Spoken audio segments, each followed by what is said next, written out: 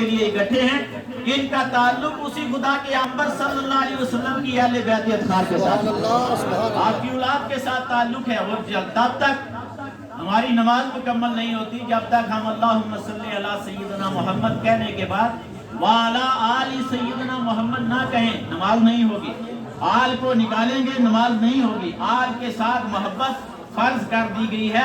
آل کے اوپر ایمان کو فرض کر دیا گیا ہے۔ آل کو اگر نکال کر آپ زندگی بھر عبادات کرتے رہیں، زندگی بھر تسبیحات پڑھتے رہیں، زندگی بھر تلاوتیں کرتے رہیں، زندگی بھر روزے رکھتے رہیں، آپ کے منہ پر مار دیا جائے گا، اس لیے کہ تو نبی کی آل سے کٹ گیا ہے۔ آج نبی کی آل سے تعلق رکھنے والے وہ مرشد کامل یہاں پر مدفون ہے کہ جہاں دور دراز سے یہ انسانوں کا ٹھاٹھے مارتا ہوا سروں کا ایک سیلاب جو ہے یہاں پر موجود ہے۔ ایسے موسم کے اندر، ایسے حالات کے اندر جب بندہ گھر سے باہر نکلنے میں دشواری محسوس کرتا ہے، لیکن آل نبی، اولاد نبی، حضرت سید بابا غلام رسول شاہ بادشاہ رحمت اللہ علیہ کی روحانیت اہل بیت اطہار کی ایسی ہے کہ جو مجھے اور آپ کو اپنے گاؤں سے، اپنے محلے سے، اپنے شہر سے، اپنی بستی سے، اپنی قریہ سے کھینچ کے لے آئی ہے کہ اے خدا کی بارگاہ میں محبوب ہونے والوں، اے خدا کی بارگاہ سے معرفت لینے والوں، اے خدا کی بارگاہ سے بخشش کا پروانہ لینے والوں،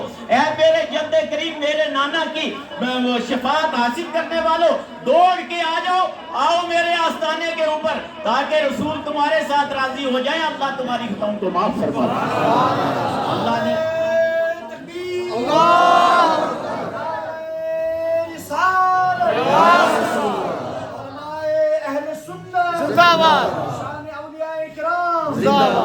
اللہ تبارک و تعالیٰ نے قرآن مقدس کے اندر جا بجا جگہ کے اوپر صرف ایمان لے آنے کو کافی نہیں کہا۔ جہاں ایمان کا حکم پہلے دیا ہے وہاں تقوی کا حکم ساتھ میں دیا ہے۔ جہاں ایمان کا حکم پہلے دیا ہے وہاں تزکیہ نفس کا حکم ساتھ ہے۔ خالی کلمہ پڑھ لینا ایمان لے آنے کے، تم دنیا کی اگر بے حدریوں کے اندر لگ جاؤ گے تو تم جہنم کا شکار ہو سکتے ہو۔ میں جانے کے بعد تم کلمے کی برکت سے پھر جنت میں تو جا سکتے ہو، لیکن رسول اللہ صلی اللہ علیہ وسلم فرماتے ہیں میری امت کو یا اللہ جہنم میں نہ جانا پڑے، تو بائی پاس ہی میدان محشر سے ان کو جنت کا داخلہ عطا فرما دے۔ اللہ نے قرآن کے اندر جا بجا جگہ کے اندر ہمیں تقوی کا حکم دیا، ہمیں پرہیزگاری کا حکم دیا، ہمیں نماز کا حکم دیا، ہمیں تلاوت کا حکم دیا، ہمیں روزوں کا حکم دیا، ہمیں ایک دوسرے کے حقوق کی پامالی نہ کر کے ایک دوسرے کے حقوق کے تحفظ کا حکم دیا۔ اللہ نے قرآن کے اندر ارشاد فرمایا قد افلح من تزکا، تم میں سے کامیاب وہ ہو گیا، تم میں سے فلاح وہ پا گیا،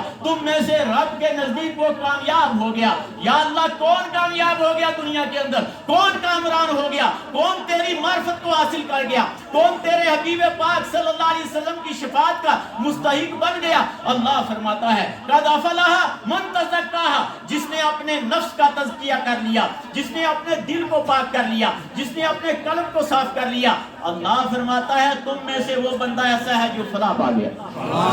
جو نجات پا گیا۔ آج ہم جس مرد حق آگاہ کے اس مرکز انور کے سامنے اس مسجد کے اندر بیٹھے ہوئے ہیں، یہ خدا بند کریم کے وہ محبوب بندے ہیں کہ جو اہل بیت اطہار کے ساتھ تو ہیں، لیکن اہل بیت اطہار کے اندر ہوتے ہوئے آپ نے تقوی کو، آپ نے پرہیزگاری کو ایسا معیار بنایا، ایسا معیار بنایا، ایسا معیار بنایا۔ اللہ تبارک و تعالیٰ کی بارگاہ میں آپ کا تقوی اتنا قبول ہوا، اتنا منظور ہوا، لا الہ الا اللہ، جو خلوتوں کے اندر آپ کرتے رہے، رات کی تنہائیوں کے اندر آپ کرتے رہے، اللہ کی بارگاہ میں اس قدر منظوریت اور قبولیت کو وہ چھو گیا۔ اللہ نے فرمایا اے میرے بندے، اے میرے نبی کی آل، سن لے، تو مجھے اس طرح راضی کرنے کے بعد دنیا سے آ رہا ہے کہ جس طرح راضی کرنے کا حکم تھا، سن اب تو دنیا سے پلٹ کے قبر کے اندر ہاں، جو ذکر تو تنہائی میں کر کے گیا، اب صبح قیامت تک تیری قبر کے آگے پیچھے سے بھی لا الہ الا اللہ کی صدائیں بلند ہو۔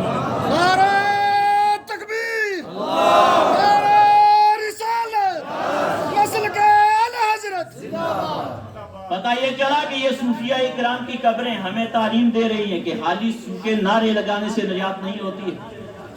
آپ کو تقوی کے اندر آنا پڑے گا، اور اس کے اندر آنے کے لیے آپ کو اسوہ رسول کے اندر گم ہونا پڑے گا۔ آپ کو نمازوں کی پابندی بھی کرنی پڑے گی، آپ کو روزے بھی رکھنے پڑیں گے، مال ہے تو اس کی زکوٰۃ بھی ادا کرنی پڑے گی، صدقہ اور خیرات غربا، یتامہ، بے سہارا اور مساکین کو بھی دینا پڑے گا، ایک دوسرے کے ساتھ صلہ رحمی بھی کرنی پڑے گی۔ تم میرے رسول کے طریقے کے اندر چلتے آؤ گے تو سنو، پھر تم ہی وہ لوگ ہو کہ جو دنیا سے آؤ گے اس طرح کہ کامیاب لوگوں میں شمار ہو کے آؤ گے۔ جب تم کامیاب لوگوں کے اندر شمار ہو کے آؤ گے، ادھر تمہاری روح قبض ہو رہی ہوگی، اس کف سے انصری سے باہر روح نکل رہی ہوگی، اور ادھر فرشتے تمہاری روح کو لے رہے ہوں گے، اور رب تبارک و تعالیٰ کی جانب سے یہ مزدائے جاں فضا تیری روح کو سنا رہے ہوں گے، یا ایتھا النفس المطمئنہ ارجعی الی ربک راضیۃ مرضیہ فادخلی فی عبادی وادخلی جنتی۔ او اطمینان والی روح، تو آ پلٹ کے، تو اس طرح اپنے جسم سے پلٹ کے اس دنیا سے آ رہا ہے کہ تیرا رب تیرے ساتھ راضی ہو چکا ہے۔ فادخلی فی عبادی، تو رب کے عبادت گزار بندوں میں داخل ہو کے آیا ہے۔ وادخلی جنتی، تو آ اور اب رب کی بنائی ہوئی جنت کے اندر داخل ہو جا۔ علماء اکرام، مفسرین اکرام فرماتے ہیں کہ جنت میں میدان محشر کے بعد داخل ہونا ہے، لیکن یہاں فرشتے پہلے ہی ندا لگا رہے ہیں، تو آ، اس لیے کہ تو تقوی والے لوگوں کی سنگت سے ہو کے آیا ہے، تو تقوی والے لوگوں کی مجلسوں میں بیٹھ کے آیا ہے، تو تقوی والے لوگوں کی ذکر کے حلقے کے اندر خدا کا ذاکر ہو کے آیا ہے، ذکر کر کے آیا ہے، درود و سلام پڑھ کے آیا ہے، توبہ استغفار کر کے آیا ہے، اور یا کاملین کا وسیلہ ساتھ لے کے آیا ہے۔ فادخلی فی عبادی، تو عبادت گزار بندوں کی روش کو لے کے آیا ہے۔ وادخلی جنتی، اور رب کی بنائی ہوئی جنت میں داخل ہو۔ مفسرین کرام فرماتے ہیں ابھی تو قیامت کو برپا ہونا ہے، میدان محشر کو قائم ہونا ہے، وہاں حساب و کتاب ہونا ہے، پھر جنت میں جانا ہے۔ آپ فرماتے ہیں اس سے مراد یہ ہے، اللہ حکم دے دے گا، اے فرشتوں یہ بندہ قبر میں آ رہا ہے، اب جب تک میدان محشر کو برپا کیا جاتا ہے، قیامت آتی، تب تک جنت سے ایک کھڑکی کو کھول دو اور اس کی قبر کی طرف کھولو تاکہ یہ اپنی قبر سے جنت کے نظاروں کو پتہ یہ چلا کہ ہم اور آپ جو دور و نزدیک سے چل کر اس مقدس آستانے کے اوپر آئے ہیں یا ہم صوفیہ کے آستانوں پر جاتے ہیں، اللہ تبارک و تعالیٰ نے ہمیں ان آستانوں کی ان اولیاء کاملین کی سنگت کا حکم دیا ہے۔ ہمیں اگر تقوی والی گائیڈ لائن کہیں سے ملتی ہے، عملی طور پر ملتی ہے، تو اللہ تبارک و تعالیٰ نے وہ صالحین کی ایسی اس جماعت کو امت محمد رسول اللہ صلی اللہ علیہ وسلم کے اندر رکھا ہے کہ بعض نبی بھی ایسے ہوں گے میدان کے اندر کہ ان کے امتی گنے چنے ہوں گے، لیکن خاتم النبیین کے امت کے یہ ولی جب میدان محشر میں جنت میں جانے کا حکم ہوگا تو یہ کہیں گے اے خالق کائنات، ہم تب تک جنت میں نہیں جائیں گے، ہمیں بھی چاہیے کہ جو ہمارے مزار کے پاس آتے تھے لا الہ الا اللہ کا ذکر کرتے تھے، ہمارے مزار کے پاس آتے تھے سورہ یاسین کی تلاوت کرتے تھے، ہمارے مرکز کے پاس آتے تھے سورہ مزمل کی تلاوت کرتے تھے، درود و سلام پڑھتے تھے۔ فرمایا کہ اب کہا جائے گا اے خاتم النبیین کے امت کے سوالے بندے، جن جن کو تو پہچانتا ہے، جو تیری معیت کے اندر دنیا کے اندر آئے، ان کو بلا اور ان کو ساتھ لے، اور ساتھ لینے کے بعد جنت میں داخل ہو جاتا ہے۔ فرمایا کہ خاتم النبیین کے سوالین، تکبیر، نعرہ تکبیر، نعرہ رسالت، مرحبا مرحبا مرحبا۔ فرمایا کہ خاتم النبیین صلی اللہ علیہ وسلم کی امت کے یہ صالحین میدان محشر میں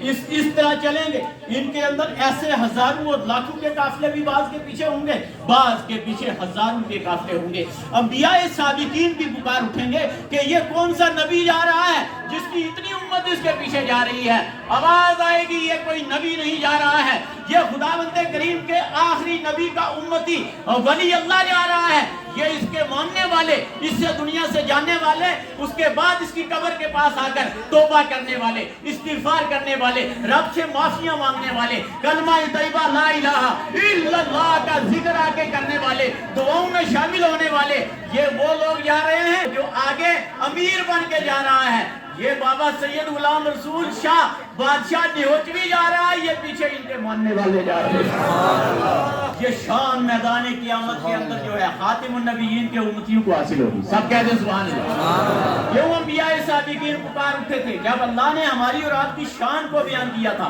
کہ میرا آخری پیغمبر آئے گا, لاسٹ میں آئے گا, تم اس سے پہلے یکے بعد دیگرے اس دنیا میں جاؤ گے اور انسانوں کو میری معرفت کی تعلیم دینے کے لیے جاؤ گے, انسانوں کو مجھ سے ڈرانے کے لیے جاؤ گے, انسانوں کو مرنے کے بعد اٹھنے کی تلقین کرنے کے لیے جاؤ گے, انسانوں کو مرنے کے بعد اٹھ کے رب کے سامنے دنیا میں کیے ہوئے اعمال کا حساب دینے کے لیے تمہیں قیامت میں پھر کھڑا ہونا ہے. تم سارے جاؤ گے اپنے اپنے وقت کے اندر جاؤ گے.